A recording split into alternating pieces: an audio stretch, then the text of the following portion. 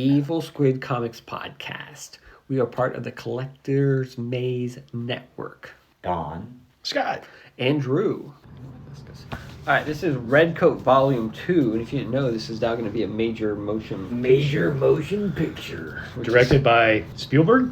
I don't know. Oh. I think it just got optioned. I don't think they actually have a team, or it probably won't ever. They probably don't even have a script yet. No, they don't even have a script or anything. So, if you remember from Redcoat Volume 1, Redcoat's George Washington was the bad guy. He was he, or was it Benedict Arnold? Well, Benedict Arnold was, but George Washington didn't seem like he was a very good guy. No, he wasn't a good guy either. So, yeah. And he popped up at the end, so I'm hoping there's more George Washington. So this isn't. You read it. Doesn't really feel like a continuation of the didn't first one. What? Completely.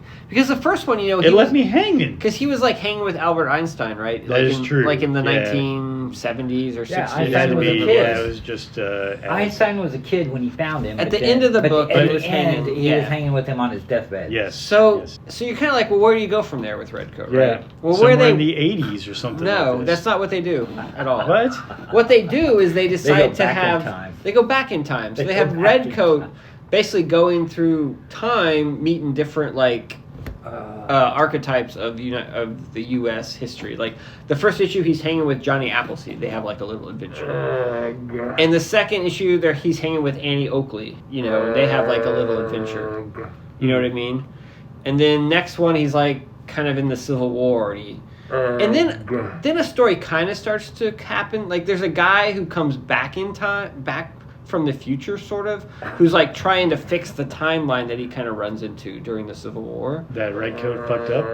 Well, no, I don't think Redcoat fucked it up, but there's other people messing it up that this guy's chasing, and Redcoat kind of joins forces with him. Joins forces to help. So then there's kind of a story of like a time... So now you got time travelers and people that can live forever. Yeah, so there's a time traveler coming back, like bringing guns to like the Civil War to try and help the South win. So like, he's like bringing guns from like modern day to there. Yeah. And Redcoat and this other guy from the future are trying to stop him, kind of. Who writes this book? Jeff Johns. Oh my God. And so that becomes kind of, after you have a couple issues of like Americana, that kind of becomes the story. But it's not that interesting. And then at some point he even runs into like Geiger and stuff.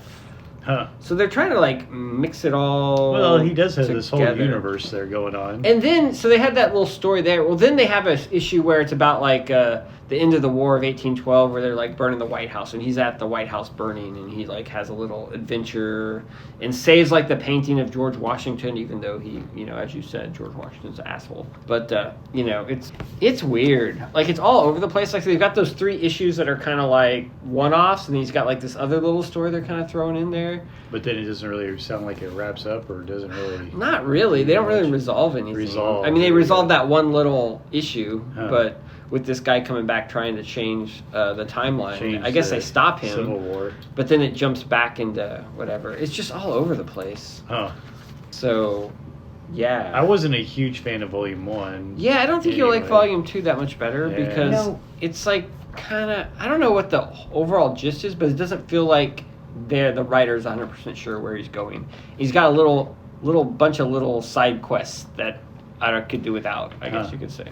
When you guys read the first volume, did you feel like it was very much Jack of Fables? Yeah, it had that vibe a little bit.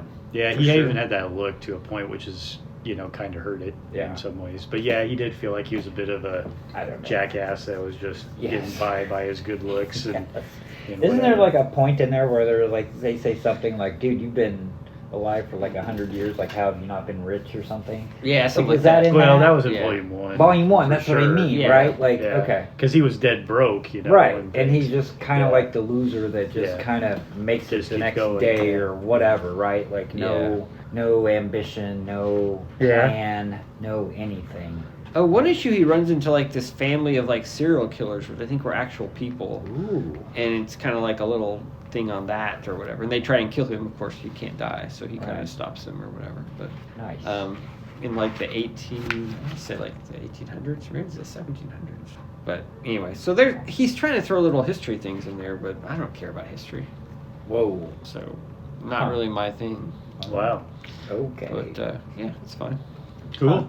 Not my thing. I think I'm out of... You're never too old to learn, Drew. That's true. I think I'm out of Redcoat. I don't think I'll be buying Volume 3. All right. Okay.